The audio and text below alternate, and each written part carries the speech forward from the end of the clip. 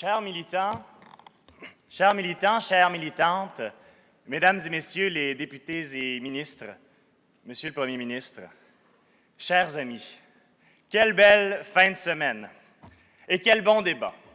Merci pour vos interventions et pour l'éclairage nouveau que vous avez pu apporter aux propositions qui vous ont été présentées.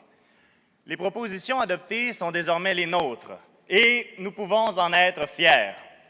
Nos élus, qui nous représentent si dignement à l'Assemblée nationale et qui ont commencé leurs travaux à 70, pourront poursuivre maintenant à 71 à porter haut et fiers nos valeurs libérales qui nous rassemblent tous.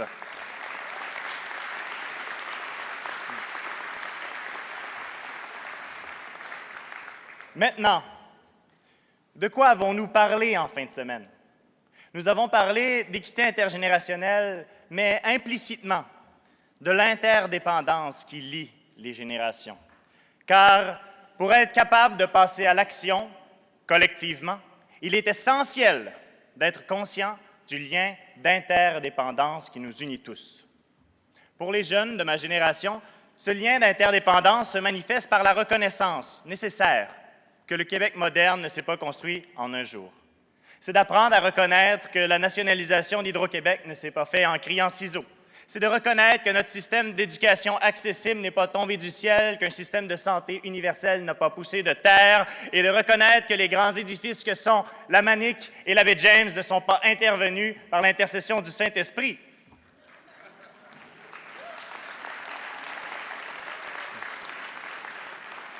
C'est par le labeur et la sueur de ceux qui nous ont précédés que le Québec est entré dans une modernité. C'est par ce labeur et cette sueur que nous sommes désormais capables d'avoir le plein contrôle de nos leviers financiers et économiques en français, sans avoir peur de s'ouvrir au monde et à la diversité.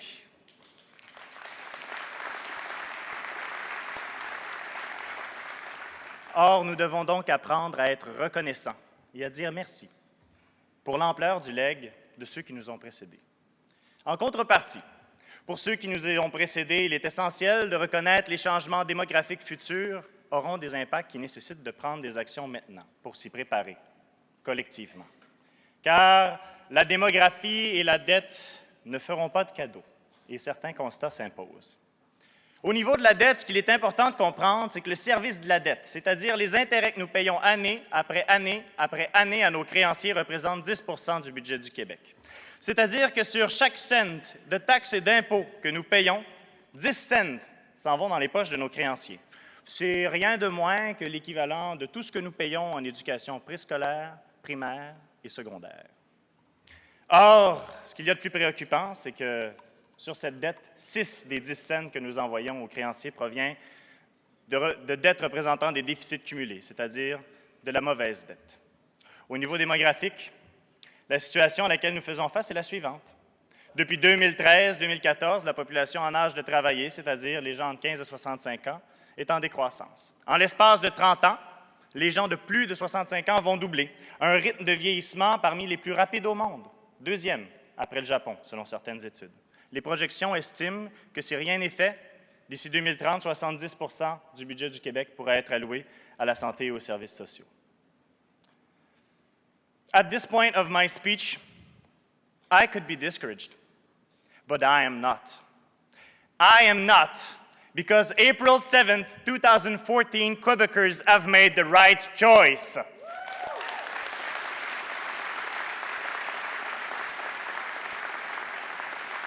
They could have chosen the populism of the CAQ, or they could have chosen Parti québécois, obsessed by the referendum. But they made the right choice. They chose the only party that could deliver a balanced budget with a vision of sustainable prosperity for the next generation.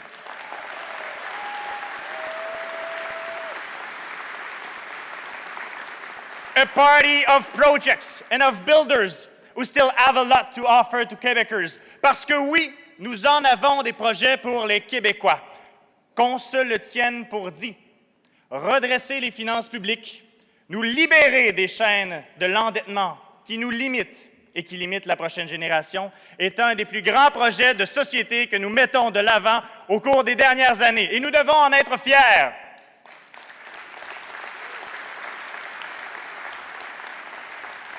La stratégie maritime, le plan Nord, des projets essentiels pour que nous puissions développer les opportunités que nous offre l'immensité du territoire. La bourse du carbone qui s'est ralliée des gens à travers le monde à notre bourse du carbone. Ouvrir les marchés comme les marchés européens. Voilà plein de projets que nous offrons aux Québécois et qui savent les enthousiasmer. Bref, nous en avons des tonnes de projets.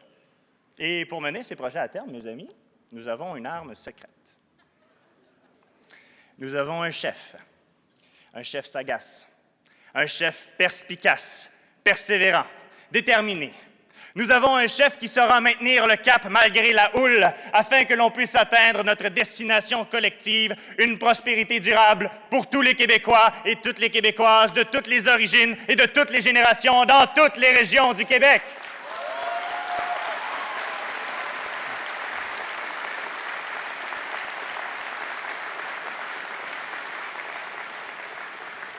Et dans tout cela, nous, les militants,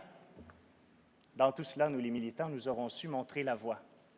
Nous aurons su montrer la voie par nos débats, par nos idées qui seront désormais inspirer nos élus. Des élus qui, eux aussi, travailleront d'arrache-pied, j'en suis convaincu, à mettre en œuvre cette prospérité durable qui s'ancrera dans toutes les discussions que nous avons eues aujourd'hui.